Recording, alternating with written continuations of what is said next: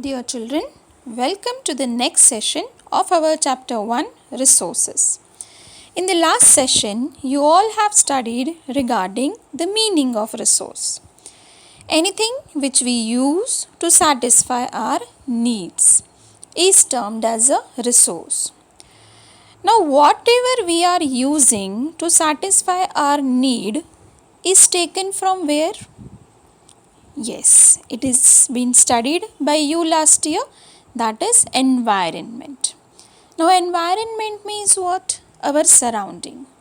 So in our surrounding, whatever things, people, anything which is available, which can satisfy our need, they all will be called as the resources. In our surrounding, we have many things that way. We have river, water, island, soil, minerals, so many are there. Now these all will be also satisfying our needs. Not only that, we have electricity, we have lights, we have roads, we have buildings, we have houses. Now these are also there.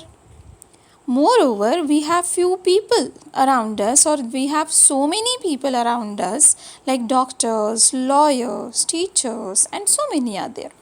Even they are satisfying our needs. Now, whichever examples just now I have quoted, they all are actually satisfying our needs, but they all are not same. They have something different in them. So, based on these different types of resources, in this session, we will be studying or we will be exploring various types of resources. So, let us move to our topic. We have mainly three types of resources. First one, natural resources. So, the first category which I asked you or which I explained you, river, water, soil, sunlight, air, so many are there. These all things which we are using to satisfy our need, they all are natural resources. We have human resources, human himself, he is also a resource. And we have human made resources. So let us see each one of them in detail, starting with the natural resource. Natural resources which are obtained from the nature. And when we use them, we do not modify them a lot. Like example, the air we breathe. The way air is available in the environment or in our surrounding, we breathe it. We are not doing much modification in that. Water, sometimes water we are just purifying, so we have not modified the water a lot. Sunlight we are directly using. Soil, sometimes we do some modifications and all, but we cannot totally change that. We are using it as it is or directly we are using. So all those resources, they are the natural resources. Here are few examples. Vegetation, you have animals, we have soil, we have minerals, and such a big list. All these are the natural resources which we are using to satisfy our needs. Now nature is such a big thing that these natural resources only can be categorized into various types actually. So let us start with the natural resources classification. Now here you have the word classification of natural resources. Now there is a difference between the types and the classification. Like if you will remember our previous slide, this is. Here I said types of resources. It means one thing is having various types, natural, human and human made. Whereas in our this slide, classification. Now classification here I am going to make division or I am going to tell you the types of natural resources not only on one basis but on different basis.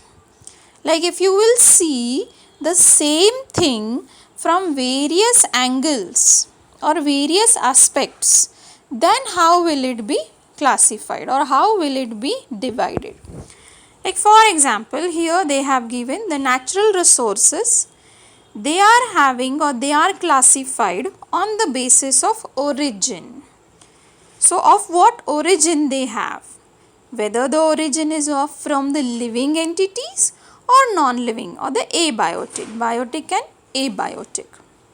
That means like living, if I want to give you the example, living things, plants, animals. Abiotic, that means soil, land, likewise. On the basis of renewability or exhaustibility also it is called as. Now the resources, how quickly they are getting renewed, how quickly they are getting formed. So renewable and non-renewable. On the basis of level of development and use, it means at present whichever resources we are using or we are going to use in future, based on that we have two types, they are actual and potential, and on the basis of distribution we have localized and ubiquitous. That means how the resources are distributed, whether they are available everywhere or they are available at only certain places. Let us examine all of them.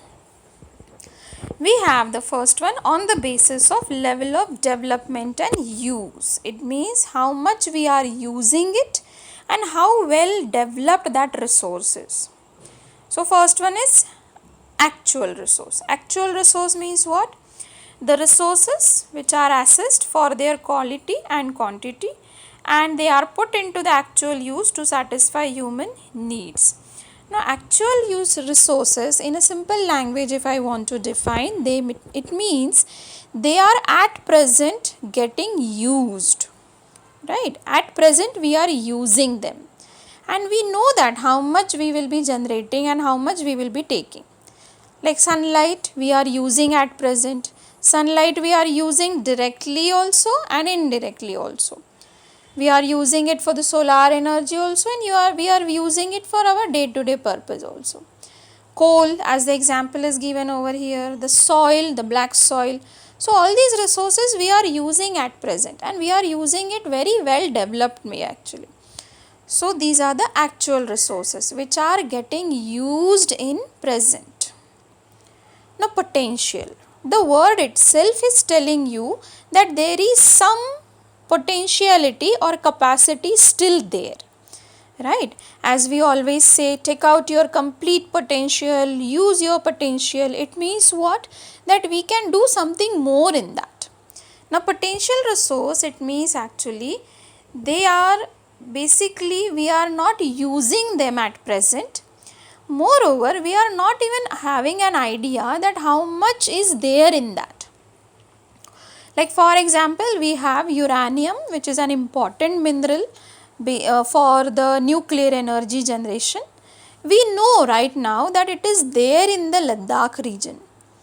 But we don't know how much it is present, how to take it out, how useful it will be and all. We are not knowing that. What we know, that yes, uranium is there, and in future when that uranium will be used again, or when we will discover the techniques to use it, when we will discover the extraction techniques of them and all, then that potential resource can turn into an actual resource. Here I would like to give you one more example. Like here few examples they are there for actual resources. Coal, that is in Germany, Ruhr region, they are very well nicely using that, and even black soil region of India, we are using it very well for the development of cotton.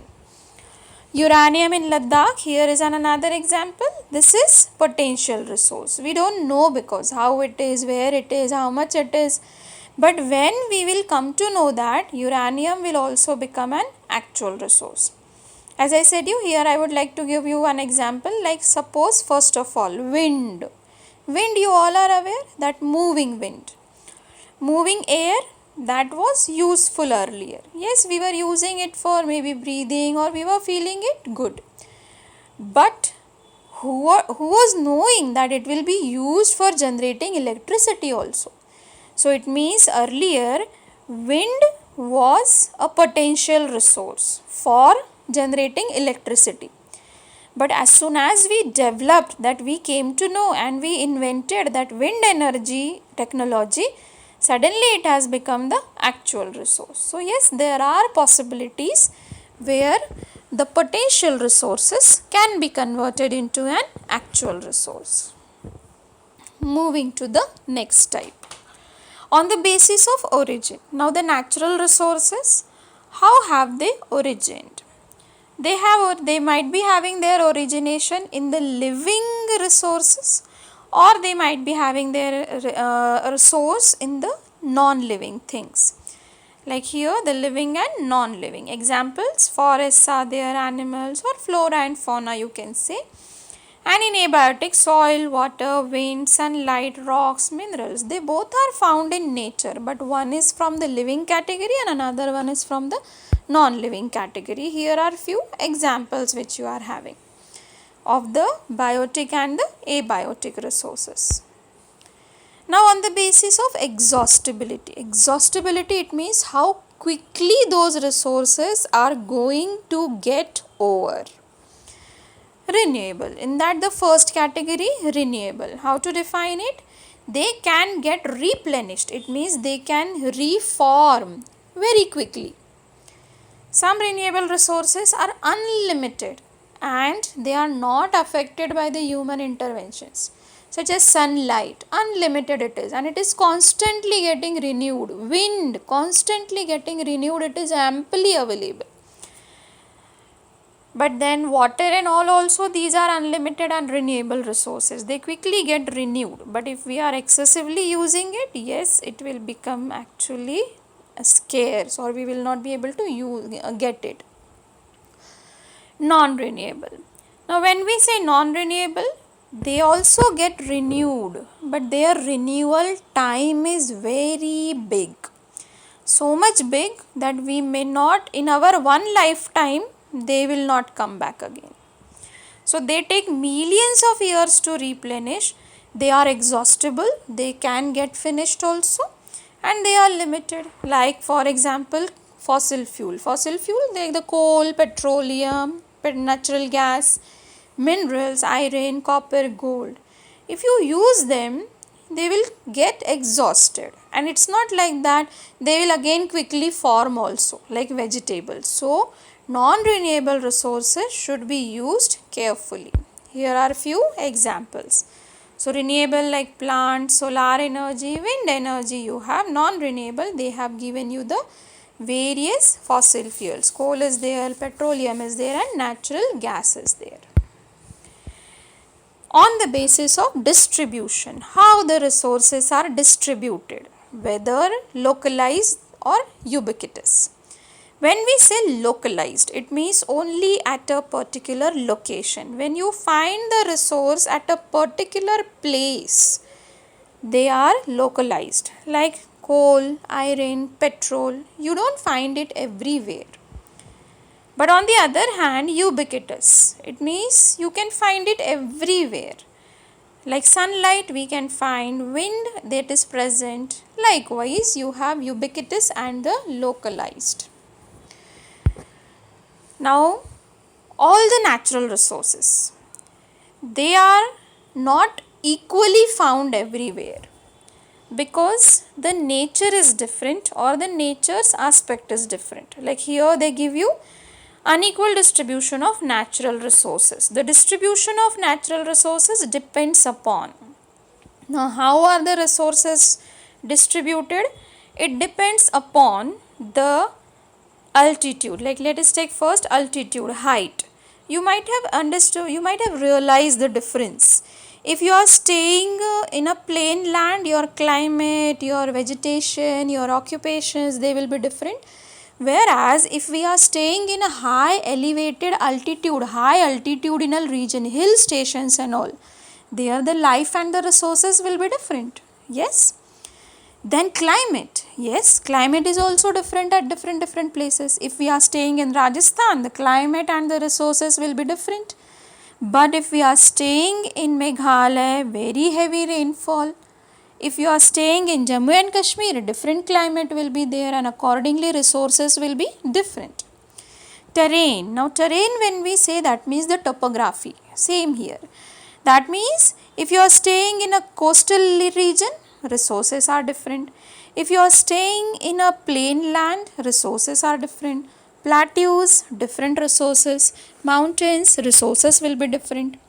So resource distribution is dependent on these three things. What are they? Altitude, climate and terrain. And these three, are they available everywhere exactly same? No, they are not same everywhere. So if these three are not same, how the natural resources will be same everywhere? No. And hence we justify that unequal distribution of natural resources, that why the resources are distributed unequally, because the distribution of altitude, climate and terrain is different everywhere, and hence the resources are also different. Now we have the human made resources. Now this is a type of resource, human made resources. I don't think much explanation is needed over here. Human made resources, it is not found naturally. Human being, they are using their brain, inventions, discovery, knowledge, everything, and then they are making the resources. Like running water, they have converted into hydroelectricity. Nuclear energy they have created. So many means of transportation human beings have created. We find big skyscraper buildings and all, these are created by the human beings. So there are so many things with the human brain he has converted into resources. Few examples, or there are so many examples of course, which are termed as human made resources. We have the last type of the resource, they are human. Yes, you yourself. You are the resource, your parents are the resource, each and every human is the resource. Provided that person should be healthy, that person should be skilled, that person should be educated. Likewise, healthy the person, educated the person, skillful the person, they can give more and more addition to the national income or country's development. Here they give you human resource, they refer to the quality of the people and quantity of the people of a particular region. It is the people of a place who can extract the best from the available natural resources, like their knowledge, skill and ability. And human is the most important resource, because they are the one who are using the nature and making the resources. They are converting so many things from the nature into the resources. And not only that, they themselves are also the resources. So human is the topmost resource. But then which human? Quality wise and quantity wise, the human should be good. Right. Here are few examples. We have so many cook is there. Then you have the crossing guard, the police, the doctor. So many are there. They all are the resources. Now human resource development, one term you will study. Like we all are human. How to develop this resource? If we want to develop this resource, we have to develop their quality. And how you can improve the quality of a human being? I'll give you two examples. If you have two countries, suppose Bhutan and Japan, do you find difference in these two countries? Do you find the difference in the people of these countries? Yes. Japan people, they are more educated, they are more advanced, they are more technologically sound, right? Whereas Bhutan, we have not so many, and they are not even having the proper development. So if you want to develop the human resource, what is required? The health of the human is required more. That is a healthy person.